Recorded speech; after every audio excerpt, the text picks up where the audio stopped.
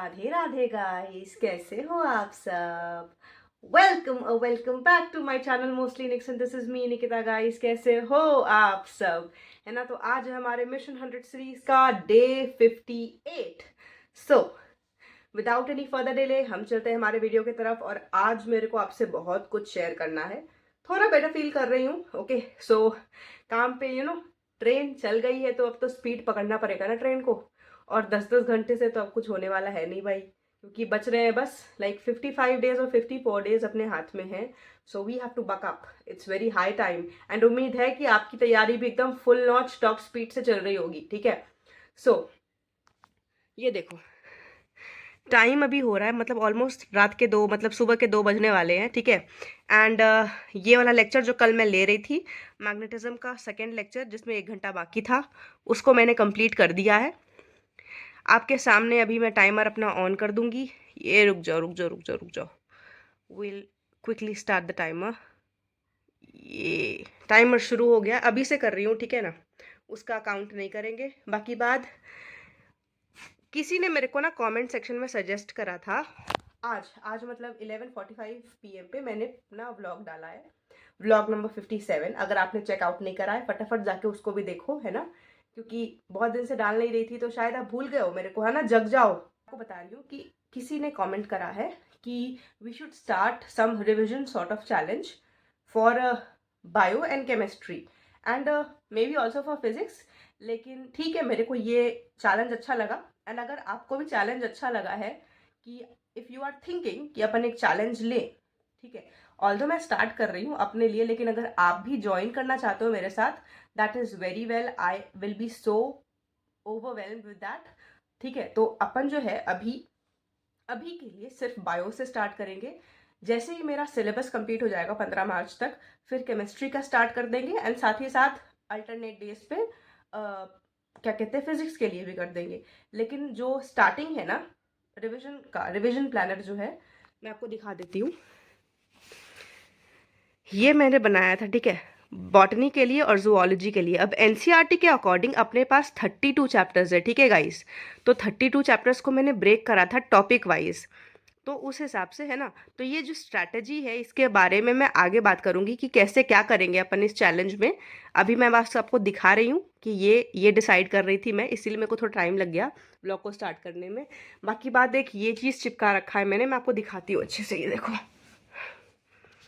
अब आप पूछोगे ये तो एलन का है, ये ऑर्गेनिक का है ना। सारे मतलब इसमें आप देख सकते हो कितने अच्छे से चीज़ों को लिखा हुआ है, ताकि फटाफट आप रिएक्शन मैकेनिज्म को रिवाइज कर सको। अब मैं बताती हूँ ये है क्या। एक्चुअली मैंने आपको बताया था ना, मेरा भाई था एलएन में लास्ट ईयर, मतलब 11th-12th उसने करी थी। ही वॉज इन SRG और उसका सिलेक्शन हो भी गया 12th के साथ साथ। So he is living a grand life in his college, in his government medical college. And उसी के सामान है ये सारे, ठीक है। तो अभी मेरे को ये मिली थी, मेरे पास बहुत दिन से रख रखा था मैंने कि मेरे को लगाना है लगाना है लगाना है, लेकिन मैं डिले कर रही थी। तो अब आई थॉट कि टाइम आ गया बहुत ज़्यादा कि इसको लगा ही देना चाहिए। एटलीस्ट कुछ ना कुछ तो रोज़ देखूंगी। बेड के पास लगा रखा है जानबूझ के, आप देख सकते हो यहाँ मेरा पिलो रहता है, मेरा सर रहता है। एटलीस्ट सुबह उठते वक्त या सोने वक्त मैं इसको देख सकूंगी, तो कुछ ना कुछ तो याद रहेगा। क्योंकि आजकल ना टेस्ट में भी काफ़ी ज़्यादा रिएक्शन मैकेनिज्म के सवाल आ रहे हैं। उसके बाद मैं दिखाती हूँ, मैंने एक ये लगाया है। अब ये क्या है, ये भी मेरे भाई के ही नोट्स है, ठीक है। उसको भी पता नहीं है ये चीज़ अभी कि मैंने उसके नोट्स निकाले हैं और उनको लगा दिया है। तो जनरली क्या होता है कि मेरे को ये सब चीज़ें याद नहीं होती थी पहले कि पायरीन का स्ट्रक्चर क्या होता है, पायरोल का क्या होता है, फ्यूरान का क्या होता है, थायोफिन का क्या होता है। लेकिन एनसीईआरटी में ये सारे स्ट्रक्चर्स दे रखे हैं। मैंने कुछ दिन पहले आपको दिखा रखा था ये सब चीज़ें एनसीईआरटी में। सो उसने यहाँ पे बना रखा है। तो अब क्या है ना कि एटलीस्ट मैं रोज़ इन सबको देख लिया करूँगी ना, तो स्ट्रक्चर्स मेरे ब्रेन में रहेंगे। एंड यही सब करते करते मेरे को थोड़ा टाइम लग गया, 2 बज गए हैं। तो अब मैं फटाफट जा रही हूँ, मैग्नेटिज्म का लेक्चर नंबर 3 करूंगी। और बायो का रिवीजन प्लान आगे वीडियो में मिलेगा आपको, तो बने रहना मेरे साथ, भागना मत कहीं। I am finally done with the lecture number 3। 2 घंटे 10 मिनट का था, जिसको करने में मेरे को 1 घंटे 38 मिनट्स लगे हैं। और अभी ऑलमोस्ट ऑलमोस्ट 4 बजने वाले हैं, 3:54 हो रहा है। My bottle is also empty, so I'll go fill up my bottle। थोड़ा टहल भी लूँगी बाहर, फ्रेश एयर लूँगी and 10 minutes of break and उसके बाद देखते हैं क्या करना है। ये लेक्चर नंबर 4 है, ठीक है, तो या तो इसको कंटिन्यू करूँगी और maybe I do something else, because है ना कल से lecture lecture lecture lecture lecture पक गई हूँ मैं। I think I need a change, so first I will have a water break, थोड़ा mental refreshment and then back on study. So guys finally मैं सो के उठ गई हूँ। एक्चुअली मैंने कहा था ना कि ड्रिंक्स ब्रेक लेने के बाद मैं सोचूंगी कि मेरे को क्या करना है, तो आई थॉट एक लास्ट लेक्चर बचा हुआ है ही मैग्नेटिज्म का, उसको कंप्लीट कर देती हूँ। तो मैंने उस लेक्चर को, जो 2 घंटे का लेक्चर था, मैंने उसको कंप्लीट करा था एंड उसके बाद मैं सो गई थी। एंड अभी 12:30 बजे मेरी बाईजी ने जब नॉक करा ना क्लीनिंग करने के लिए, तो फिर मैं उस वक्त उठी हूँ एंड अभी ऑलमोस्ट 1 बजने वाले हैं। मैं आलसी की तरह बेड पे पड़ी हुई थी और पता है मैं पता नहीं कौन से सपने देख रही थी यार, मतलब मैं किसी अलग ही दुनिया में खोई हुई थी। फिर बाईजी ने जब उठाया तो नाउ आई एम स्टेबल। अब मैं फटाफट सोच रही हूँ या तो मैं नहा लेती हूँ एंड फटाफट जाती हूँ खाना खा के आ जाऊँगी, और बिना नहाए ब्रश करके फटाफट खाना खा के आ जाती हूँ और पढ़ने बैठती हूँ। तो देखते हैं क्या करती हूँ, लेकिन जल्दी मिलूंगी मैं आपसे। सो गाइस फाइनली अभी बज रहे 4:15 है ना। मैंने मेरी सारी देख लो आप यहाँ पे, ये 4 लेक्चर थे है ना, 2-2 घंटे से ऊपर के ही थे सारे, इनको कंप्लीट कर दिया है। एंड फिर ईएमआई वाले चैप्टर में ना 1 घंटे का लेक्चर अलग से था, ठीक है, तो वो भी मैंने ले लिया है। तो फाइनली मैग्नेटिज्म एंड मैटर मेरा पूरा सॉल्व हो चुका है, अच्छे से लेक्चर्स मैंने कंप्लीट कर लिए हैं। एंड उसके बाद मैं काम कर रही थी, थोड़ा इंपॉर्टेंट है, मैं आपको दिखाऊंगी। लेकिन उससे पहले आप लोगों ने कमेंट सेक्शन में मेरे से कहा है कि दीदी एटलीस्ट अपना जो टू डू लिस्ट होता है वो शेयर करो। अब देखो टू डू लिस्ट तो मैं पहले बनाती नहीं थी, मैं बाद में लास्ट में लिख लेती हूँ कि आज टोटल दिन में मैंने क्या क्या करा है। लेकिन अगर आप चाहते हो कि मैं टू डू लिस्ट पहले बनाऊँ तो ठीक है, मैं बना के आपको दिखा दिया करूँगी। इसीलिए मैंने आपके लिए अपना टू डू लिस्ट लिखा भी है, मैं आपको दिखाती हूँ। देखो चीज़ें सोच रखी है बेसिकली। पहले मैं नहीं लिखती थी यार, बहुत दिन हो गए हैं, लास्ट में तब से ही लिखा हुआ था। उसके बाद टेस्ट देने लग गई थी तो मैं बिज़ी हो गई थी काफ़ी ज़्यादा, टेस्ट में ही रिविज़न टेस्ट, तो मैंने आगे का बनाया ही नहीं था, तो मैंने वापस से रीस्टार्ट करा है ना। कि आज का मेरा काम यही है, ठीक है। तो आपको मैं दिखाती हूँ मैं कर क्या रही थी। एक्चुअली मैंने टेस्ट सीरीज़ जो है ना जुलाई में ही मतलब ले लिया था, ठीक है। तो उसके ये सारे पेपर्स हैं, ठीक है, ये देख सकते हो आप, इतने सारे पेपर्स मैंने ऑलरेडी दे रखे हैं, कुछ कुछ इनमें भी मैंने नहीं दे रखा है। देखो जब ये सबसे पहला टेस्ट था मेरा, जो मैंने 22 जून को दिया था 2025 को, ये सारे उसमें आए थे एंड उसमें मैंने 484 स्कोर करा था उस वक्त, 512 नंबर। एंड उस वक्त मैं कितने अच्छे से पेपर को एनालिसिस करती थी, मैं आपको दिखाती हूँ। साथ में इवन एनालिसिस करके मैं सबके सॉल्यूशंस भी बनाती थी, देखो है ना। तो इस कदर मैंने मतलब एक आध पेपर का ही करा था, उसके बाद मेरे को टाइम मिला नहीं तो मैं कर नहीं पाई थी।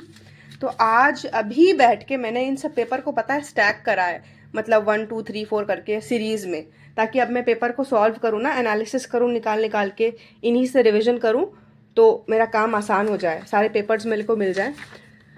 एंड कुछ कुछ पेपर मिसिंग है, माइनर के 10 नंबर पेपर मेरे को नहीं मिल रहे, मेजर के 2 नंबर पेपर मिसिंग है। एंड उसके बाद मिड सेशन वाले तीन पेपर गायब हैं। तो इधर देखो ये सारे मतलब इस बार के पेपर दे रखे हैं मैंने, आप देख सकते हो सारे पेपर, इतने सारे, इन सबको मैं एनालिसिस करूँगी। तो अभी थोड़ा टाइम लग गया इसको स्टैक करने में, क्योंकि है ना सारा पेपर निकालना ढूंढना, मतलब अंदर घुसे हुए थे पूरे रैक के अंदर, तो सबको निकाला, सबको 1 2 3 4 5 करके स्टैक करा है ना, टेस्ट के डेट के अकॉर्डिंग, नंबर के अकॉर्डिंग। एंड उसके बाद कौन कौन से पेपर मिसिंग है क्या नहीं है सब कुछ लिखा, तो टाइम लग गया उसमें मेरे को इसीलिए। लेकिन अभी जैसे नॉमेनक्लेचर और आइसोमेरिज्म रिवाइज करना है तो उसके लिए मैंने पेपर निकाल लिया है। जैसे अभी जो बायोकेम का दिया था वो निकाल लिया है, ठीक है।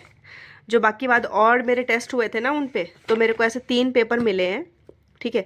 तो इन सबको मैं अभी बैठ के एनालाइज करूँगी।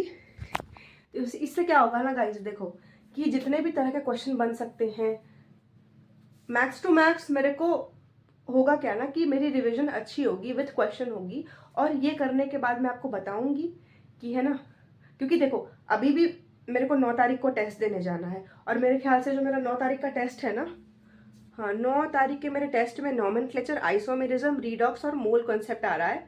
साथ ही साथ मेरा आ रहा है यूनिट एंड डायमेंशन, ठीक है। तो उसके लिए फिर देखेंगे कि आज ये सारा कुछ मैं अच्छे से कर लेती हूँ तो होगा ना कि उस टेस्ट में फिर देखेंगे कितने नंबर आते हैं। अगर उस टेस्ट में तब भी अच्छे नहीं आए तो फिर सोचेंगे कि किस्मत ही खराब है। लेकिन आज मैं सोच रही हूँ कि पूरा पेपर बना लेती हूँ, जितने क्वेश्चंस वो लोग डाल सकते हैं डाल के देख ले, एंड मैं भी अपना पूरा जोर लगा दूंगी, है ना। मेरी तरफ से कोई कमी नहीं होनी चाहिए यार। बाकी बात तो फिर ऊपर वाले की मर्जी होती है कि क्या होना है नहीं होना है, वो तो हमको हाथ में नहीं है। बाकी बात, एक और चीज मैंने सोचा है जो मैं आपको बताने जा रही हूँ, ठीक है। मेरे को काफी लोगों का कमेंट्स आया था, मैंने आपको बताया था ना कि केमिस्ट्री और बायो के चैलेंजेस के लिए, तो अब मैं उसके बारे में आपको बता रही हूँ, ठीक है। ये देखो, ये मेरा प्लानर था, ठीक है। तो मैंने सोचा है कि विद इन 15 डेज, है ना, अपन इसको पूरा अच्छे से रिवाइज कर लेंगे। मतलब 3 चैप्टर पर डे का टारगेट लेके चलेंगे अपन। जैसे मैं आपको ना हर दिन कम्युनिटी पे पोस्ट कर दूंगी रात के 11 बजे या 12 बजे कि गाइज आपको दूसरे दिन जो है, आपको आने वाले दिन में ये 3 चैप्टर रोज रिवाइज करना है। और 3 चैप्टर मैं रोज दूंगी कम्युनिटी में आपको डाल के, एंड आप मेरे को कमेंट्स करके बताओगे कि आपने करा कि नहीं करा। तो देखो, अब ये चैलेंज मैं आपके साथ तभी स्टार्ट करूंगी जब कम से कम 10-15 लोग भी इसमें हाँ करेंगे। ऐसा नहीं कि अब देखो 2 लोग कर रहे हैं, 3 लोग कर रहे हैं, फिर मजा नहीं आता यार। अगर आप में से कम 10 लोग भी रेडी हो साथ में ये चैलेंज लेने के लिए, मैं आज कम्युनिटी पे एक पोस्ट डालूंगी, ठीक है, कि कौन कौन ज्वाइन करना चाह रहा है, कौन कौन नहीं करना चाह रहा है। अगर मेरे को कम से कम 10-15 कमेंट्स आएंगे, मेरे को लगेगा कि हाँ ठीक है, बहुत लोग स्टार्ट करना चाह रहे हैं साथ में, एंड रोज के रोज कमेंट्स आएंगे मेरे को कि हाँ हमने करा है, नहीं करा है, या इतना करा है, इतना करा है, तभी मैं इसको स्टार्ट करूंगी। एंड आई गारंटी यू 15 दिन में एनसीईआरटी, मतलब 3-3 चैप्टर रोज, और आपको मिनिमम 2 घंटे देने हैं, और मेरे को कमेंट्स में डालना होगा कि हाँ हमने रिवाइज कर लिया, ठीक है। तो मैं आपको दिखा देती हूँ मैं कहाँ डालूंगी, क्योंकि बहुत लोगों को ना कम्युनिटी के बारे में पता नहीं है। जैसे देखो, ये यूट्यूब है, ठीक है। अब यूट्यूब है तो अपन यहाँ जाते हैं ना, जैसे ये चैनल का पेज खुला तो पोस्ट होता है ना, तो इसमें देखो मैंने पोस्ट कर रखा है। पोस्ट वाले सेक्शन में ही मैं पोस्ट करूँगी रोज रोज का काम, एंड आपको वहीं पे आके मेरे को रिप्लाई देना है बेसिकली यहाँ मैसेजेस में कि हाँ हमने कर लिया, नहीं करा, वगैरह वगैरह एवरीथिंग, कि आपने कितना करा कितना नहीं करा। 2 चैप्टर रिवाइज करे लेकिन करे, है ना, क्वेश्चन सॉल्व करे उसके साथ ही साथ। तो ऐसे क्या होगा ना कि विद इन 15 डेज अपन पूरी बायो कंप्लीट कर लेंगे, एटलीस्ट एक बार अच्छे से रिवाइज करके, थोड़े बहुत क्वेश्चन प्रैक्टिस करके, है ना। और एक मोमेंटम बिल्डअप रहेगा मेरे और आपके बीच में, है ना। आपकी भी पढ़ाई अच्छे से होगी, कंसिस्टेंसी आप भी मेंटेन कर लोगे। और आपको 1-2 घंटे का टाइम निकालना है, रोज सुबह निकाल लो या रोज शाम में निकाल लो, कभी भी जब भी आपका ब्रेन शांत होता है, जब आप रीडिंग फास्ट कर सकते हो। तो उससे होता क्या है ना, जब आप बार बार एनसीईआरटी रीड करोगे ना, मल्टीपल रिवीजन करोगे ना एनसीईआरटी की, तो आपको एनसीईआरटी की लाइंस रट जाएंगी, क्योंकि नीट में कहीं ना कहीं से एनसीईआरटी की लाइन ही घूम के आती है। और साथ ही साथ आपको जो है ना बड़े बड़े क्वेश्चन, मतलब क्वेश्चंस को पढ़ने के लिए आपकी जो कैपेसिटी है ना वो बढ़ जाएगी। आप कम टाइम में लंबे लंबे क्वेश्चंस को पढ़ोगे। क्योंकि होता क्या है ना, जब अपन टाइमर मार के एनसीईआरटी पढ़ते हैं ना, जैसे मान लो 30 मिनट में हमने 5 पेज पढ़े, तो हमारी रीडिंग की कैपेसिटी बढ़ी, रीडिंग पावर, रीडिंग स्पीड बढ़ती है। तो उससे क्या होता है, एग्जाम में भी हमको हेल्प होता है। तो मैं डालूंगी पोस्ट, ठीक है, पोस्ट पे मैं पोस्ट करूंगी आज। और अगर 10 से 15 लोग भी कमेंट करते हैं, साथ जुड़ते हैं, तो फिर कल से अपन मतलब स्टार्ट कर देंगे ये सीरीज, ठीक है। बाकी बात, अभी मैं जा रही हूँ ये वाला काम करने के लिए। गाइज अभी ऑलमोस्ट 6 बजने वाले हैं, ठीक है। एंड अभी तक 6 घंटे 22 मिनट की पढ़ाई हुई है, और मैं बैठी थी बायोकेम का करने के लिए, ठीक है। 5:15 पे मेरे ख्याल से मैं बैठी थी, एंड अभी तक मैं बता रही हूँ मतलब ऑलमोस्ट 45, मतलब आधे घंटे हो गए हैं। एंड अभी तक पता है मैंने कितने सवाल करे हैं, बस यहाँ से शुरू करा था, है ना, और मैं अभी यहाँ पहुँची हूँ। मैं बस यहाँ ये वाला क्वेश्चन अभी कंप्लीट करा है, और ये सॉल्यूशंस ना मैं ऐसे लिख रही हूँ साथ में, जो जो भी चीज़ें इंपॉर्टेंट लग रही है ना मेरे को कि कभी हाँ रिवाइज करने के लिए अच्छा होगा, अच्छे, क्योंकि बहुत अच्छे अच्छे क्वेश्चन है यार, आप देख सकते हो। यही सब चीज़ें तो उठ के आ जाती है कि इसमें CH2 बॉन्ड कितने हैं, CH बॉन्ड कितने हैं, रेजोनेंस है कि नहीं है, इसको क्या कहते हैं, एक्रोलिन एक्रोलिन कहते हैं, इसको सिनेमल्डिहाइड कहते हैं। फिर 1,1-डाई-अलाइल 3,3-डाई-विनाइल साइक्लोपेंटेन में कितने sp2 हाइब्रिडाइज कार्बन होते हैं। फिर एक ये वाला अच्छा क्वेश्चन था। तो ऐसे ही मतलब बहुत सारी चीज़ें हैं, है ना। क्योंकि जो मेरा CLC का पेपर है ना गाइस, उसमें मैंने एक चीज़ नोटिस करा है। सबसे पहले तो ब्लॉग थोड़ा लंबा होगा, प्लीज़ मैनेज कर लेना, देख लेना, क्योंकि काम की बातें कर रही हूँ। हाँ, तो मैं बता रही थी कि जो जैसे मेरा CLC का पेपर है, मैंने इतने पेपर्स दे रखे हैं। वो पता है क्या करना चाहते हैं, मेरे को CLC का पेपर देना इसीलिए पसंद है क्योंकि वो ट्राई करते हैं कि वो बच्चे को सब कुछ दे दे पेपर में, है ना। वो पेपर लेंदी और लंबा इसीलिए बनाते हैं क्योंकि वो ट्राई करते हैं ना कि एक पेपर में आपको उस चैप्टर से सब कुछ मिल जाए, जिससे क्वेश्चन बनने की प्रोबेबिलिटी हो सकती है। मैं आपको सच बता रही हूँ, अगर मैंने CLC के इस साल के पेपर भी जितने दिए हैं ना, उनके भी एनालिसिस अच्छे से कर दूँ, 2-3 बार उनको रिवाइज कर लूँ ना, मतलब मोर देन सफिशेंट मेरे को लगता है, क्योंकि पेपर बहुत अच्छा बनता है। थोड़ा बहुत देखो in the course of time, जैसे मैं फ्रस्ट्रेट होकर कहती थी ना कि क्वेश्चन आउट ऑफ सिलेबस है, ठीक है, मतलब फिर मेरे को रियलाइज हुआ कि अरे यार, पिछले साल तो बायो भी थोड़ा मतलब डायरेक्ट भी नहीं था, इनडायरेक्ट ही था, है ना। NCERT के लाइंस को भी इनडायरेक्टली बाहर से थोड़ा बहुत तो कनेक्ट किया गया था कंसेप्चुअली, तो फिर ठीक है ना, रिस्क लेना नहीं है। इस बार के पेपर में भी, बायो में भी जो कुछ भी थोड़ा मतलब बाहर से दे रहे हैं ना, मैं कोशिश करूंगी ऐसे ही ब्लैंक पेपर पे उनको अलग से लिख लूं, ताकि एक बार गो थ्रू कर लेंगे तो कम से कम अगर आ गई, मान लो जैसे पिछले बार फेटर्नल मैटरनल ट्विंस आ गई थी, मेरे को आती नहीं थी तो मैं छोड़ के आई, लेकिन जिनको आती होगी वो मार्क करके आए होंगे और उनका सिलेक्शन का प्रोबेबिलिटी ज़्यादा हो गया। एक एक क्वेश्चन के लिए मार होता है यार यहाँ, तो इसीलिए मैं ना ये प्रिपेयर कर रही हूँ।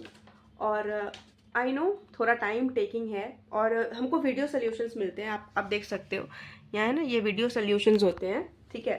तो इसी से देख देख के, जैसे 50 मिनट का वीडियो सोल्यूशन है इसका, तो मेरे को टाइम लगेगा, आई नो, और टाइम मेरे पास नहीं है, लेकिन कोई बात नहीं, मैं करूँगी, मैं छोड़ूंगी नहीं। एंड आई थिंक ये चीज़ बहुत अच्छा है, क्योंकि इससे रिविजन काफ़ी ज़्यादा स्ट्रांग होता है, और क्वेश्चन प्रैक्टिस के थ्रू अगर हम रिविजन करते हैं ना, तो हमारा ब्रेन और शार्प होता है, ब्रेन और चीज़ों को ग्रैप्स करता है।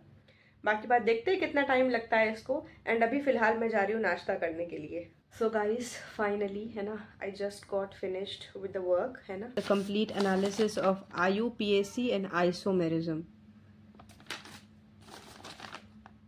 मैंने उन क्वेश्चंस को भी देखा है यहाँ जिनको मैं करेक्ट करके आई थी, है ना, कि अगर उनसे भी कुछ जो चीज़ें हैं ना कि मेरे को याद करने वाले हो तो मैं उनको छांट के लिख लूँ। तो मैंने पूरे 45 में से 45 क्वेश्चंस को देखा है। तो अभी तो फिलहाल मैं खाना खाने जाऊंगी, एंड उसके बाद आके फटाफट फॉर्मूला को याद करने की कोशिश करेंगे। सो मिलती हूँ मैं आपसे खाना खाने के बाद। सो गाइज अभी आप देख सकते हो 10 घंटे की पढ़ाई हुई है अभी तक, एंड ये रिवाइज करने की कोशिश कर रही थी मैं इन सबको, क्योंकि काफ़ी ज़्यादा फार्मूलाज हैं और काफ़ी ज़्यादा मतलब इधर उधर मतलब हो रहा है। तो मैं कोशिश करूँगी लिख लिख के इनको प्रैक्टिस करने के लिए थोड़ा। एंड अभी तक तो मैंने क्वेश्चंस की तरफ हाथ भी नहीं लगाया है, लेकिन मैं सोच रही हूँ कि पहले मैं थोड़ा फार्मूलाज को अच्छे से याद कर लूँगी, सब कुछ मतलब कॉन्सेप्ट थोड़ा थ्योरी टाइट कर लूँगी, उसके बाद ही क्वेश्चंस लगाएंगे। एंड आज ही लगाऊंगी क्वेश्चंस, चाहे कुछ भी हो जाए, क्योंकि कल से EMI भी स्टार्ट करना है, एंड परसों से वापस से टेस्ट भी स्टार्ट हो जाएगा, यूनिट एंड डायमेंशन आ रहा है, एंड उसको भी एक बार ही पढ़ना है, दैट्स वाई बहुत सारा काम है। लेकिन आज के लिए बस इतना ही, ऑलमोस्ट 11 बजने वाले हैं, and that was it for the day guys. आज का पढ़ाई 10 घंटे का हुआ है, आप मान के चलो ज़्यादा ही, क्योंकि उधर कम दिखता है लेकिन मेहनत पूरे दिन की होती है, दैट्स वाई। एंड हाँ, मेरे से जो भी भूल चूक हो गई हो सॉरी। व्लॉग थोड़ा लंबा हो गया है क्योंकि उसमें बहुत सारी बातें हुई हैं आज आपसे, काफ़ी यूजफुल व्लॉग है आज का, तो प्लीज़ देखना एंड कोशिश करना आपको जो जो चीज़ अच्छी लगी आप वो अपने लाइफ में इंप्लीमेंट करो। And yes, that was it for the day. ज़्यादा नहीं लंबा खींचूंगी, टाटा बाय बाय, मिलूंगी मैं आपसे कल with new energy and new strength. तब तक के लिए राधे श्याम, जय श्री कृष्णा, शुभ रात्रि।